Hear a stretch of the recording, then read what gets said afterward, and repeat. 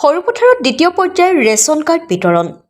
অসম চৰকাৰৰ খাদ্য, ৰাজহুৱা বিতৰণ আৰু গ্ৰাহক পৰিক্ৰমা বিভাগৰ অধীনত আজি সৰুপথাৰ ৰামধেনু মুকলি প্ৰেক্ষাগৃহত হিতাধিকাৰীৰ মাজত আনুষ্ঠানিকভাৱে দ্বিতীয় পৰ্যায়ৰ নতুন ৰেচন কাৰ্ড বিতৰণ কাৰ্যসূচী সম্পন্ন কৰে। অনুষ্ঠানটিত মুখ্য অতিথি হিচাপে বিধায়ক বিশ্বজিৎ ফুকন আৰু কাজিৰঙা লোকসভা সমষ্টিৰ সাংসদ কামাখ্যা প্ৰসাদ দাসা উপস্থিত থাকি ৰাইজক সম্বোধন কৰে।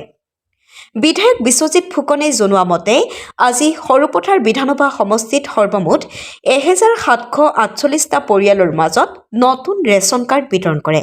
ৰেচন কাৰ্ড হিতাধিকাৰীসকলে উক্ত কাৰ্ডৰ জৰিয়তে অৰুণোদয় আঁচনি, আয়ুষ্মান কাৰ্ড ইত্যাদি বিভিন্ন সুবিধাও লাভ কৰিব। অনুষ্ঠানটিত বিধায়ক বিশ্বজিৎ ফুকন আৰু সাংসদ কামাখ্যা প্ৰসাদ দাসৰ লগতে সৰুপথাৰ সমজিলা আয়ুক্ত অংকুৰ দাস, সৰুপথাৰ পৌৰসভাৰ পৌৰপতি উষা আগৰৱালাকে ধৰি বহুকেইজন প্ৰশাসনিক বিষয়া আৰু সহস্ৰাধিক লোক উপস্থিত থাকে।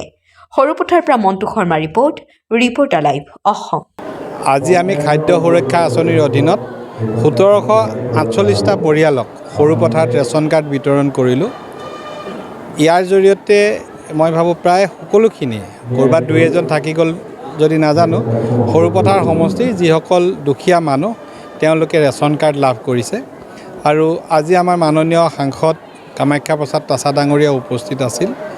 প্ৰধানমন্ত্ৰী ডাঙৰীয়াৰ এই অভিলাষী আঁচনিখন অসমৰ মুখ্যমন্ত্ৰী মহোদয়ৰ গতিশীল নেতৃত্বত সকলোতে সফল হোৱাৰ দৰে সৰুপথাৰতো 100% সফল হৈছে।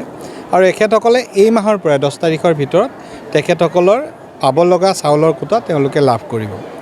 আৰু তেওঁলোকে লগে লগে অৰুণোদয়, আয়ুষ্মান ভাৰত, আয়ুষ্মান অসম বিভিন্ন আঁচনিৰ বাবে এই কাৰ্ডখনে তেওঁলোকৰ যোগ্যতাটো উপযুক্ত কৰি তুলিব।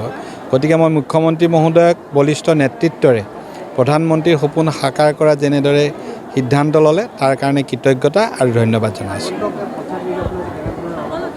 পঞ্চায়ত নিৰ্বাচনত বিশেষকৈ বুথ পৰ্যায়ত গাঁৱৰ ৰাইজে নিজেই নিৰ্বাচনত প্ৰাৰ্থী ঠিক কৰিব, নিজেই তেওঁলোকে ভোট দিব, নিজেই জিকাব। আমি ৰাজনৈতিকভাৱে দলীয়ভাৱে বুথ পৰ্যায়ত বিশেষ আমাৰ কৰিব লগা নাই। কিন্তু আঞ্চলিক পঞ্চায়ত আৰু জিলা পৰিষদত বিজেপি দলৰ প্ৰাৰ্থী থাকিব। আমি খুব ভাল ফলাফল সৰুপথাৰত দেখুৱাব পাৰিম।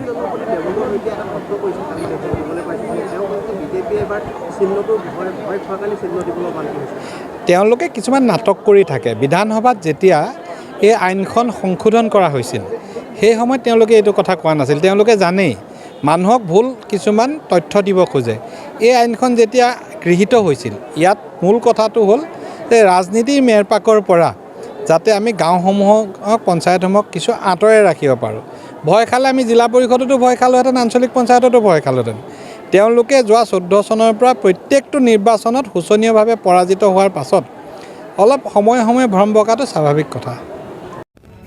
Reporter live Assam.